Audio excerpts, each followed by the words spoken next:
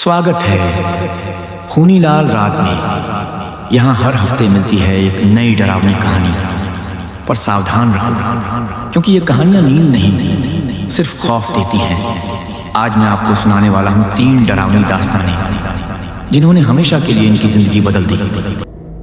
रात के ठीक 12 बजे अंकित ने एक नया मोबाइल मंगवाया। दिन कुरियर आया, डिब्बा एकदम सील किया हुआ। उसने डिब्बा खोला और अंदर था एक टूटा फूटा फोन जिस पर खून लगा हुआ था।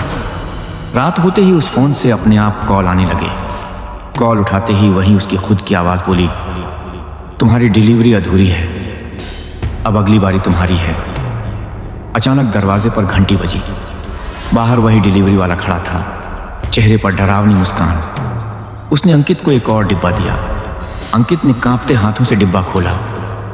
अंदर सिर्फ एक आईना था और उस आईने में अंकित को नजर आया उसका खुद का मरा हुआ चेहरा। अगले दिन खबरों में छपा, आधी रात के डिलीवरी बॉय से जुड़ी रहस्यमयी मौत अभी तक रहस्य बना हुआ है।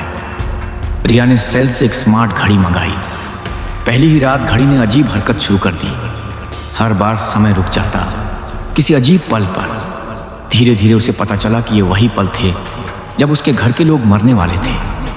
पहले उसकी माँ, फिर उसका भाई, और हर बार घड़ी पर समय ठहर जाता। सुबह जब उठी तो घड़ी उसकी कलाई में बंधी थी और अब समय रुका था उसकी खुद की मौत के पल पर। अचानक सब कुछ अंधेरा हो गया। जब रोशनी जली तो उसके कमरे में सिर्फ घड़ी बची थी और उसमें रिया का अक्स जो मदद के लिए चिल्ला रहा था। रमेश को हर रात एक नया पार्सल आता था बिना ऑर्डर किए।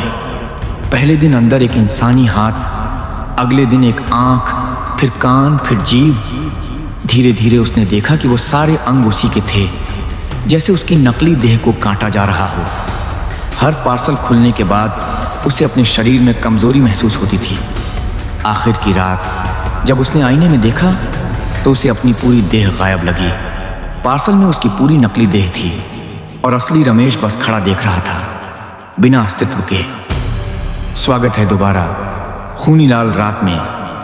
आज मैं लेकर आया हूँ 3 ऐसी कहानियाँ जो आपको सोचने पर मजबूर कर देंगी कि रात में जलती मोमबत्ती, पुरानी डायरी और बंद दरवाज़ा कितने खतरनाक हो सकते हैं। तो चलिए शुरू करते हैं। कहानी 1, भूतिया कैंडल। 8 मिनट। सुहानी को ऑनलाइन एक खूबसूरत मोमबत्ती मिली।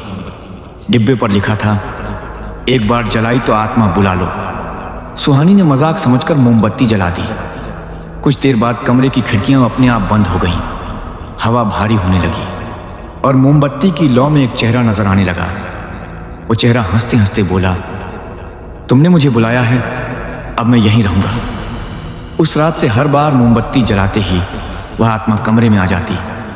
सुहानी ने मोमबत्ती फेंक दी मगर लौ बुझी ही नहीं।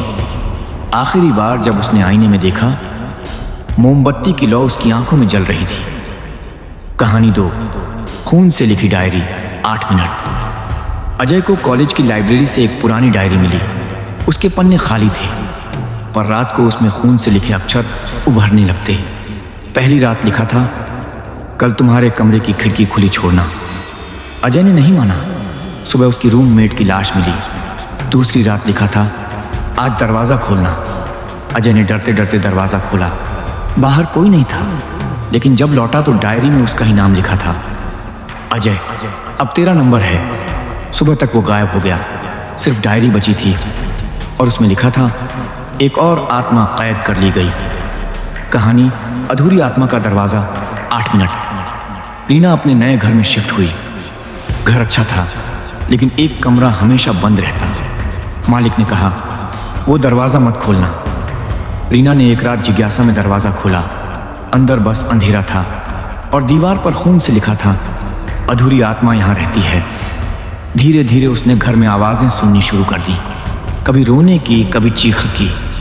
हर बार दरवाजे के पीछे कोई उसकी परछाई खड़ा रहता। एक रात दरवाज़ा अपने आप खुल गया और अंदर से एक साया बाहर आया। उसने रीना से कहा, अब मेरी जगह तू यहाँ रहेगी। सुबह जब लोग आए तो दरवाज़ा फिर से बंद था। अंदर झांका तो रीना उसी अधूरी आत्मा की तरह। तो दोस्तों, ये थी आज की खूनीलाल रात की कहानी। अगर आपको लगता है कि मैंने इस किस्से में कहीं गलती की या कुछ छूट गया तो नीचे कमेंट में ज़रूर बताना। और अगर ऐसी ही कहानियाँ और सुनना चाहते हो तो अगली बार सोमवार रात को मिलते हैं। याद रखना, अंधेरा सिर्फ बाहर नहीं, अंदर भी छिपा होता है।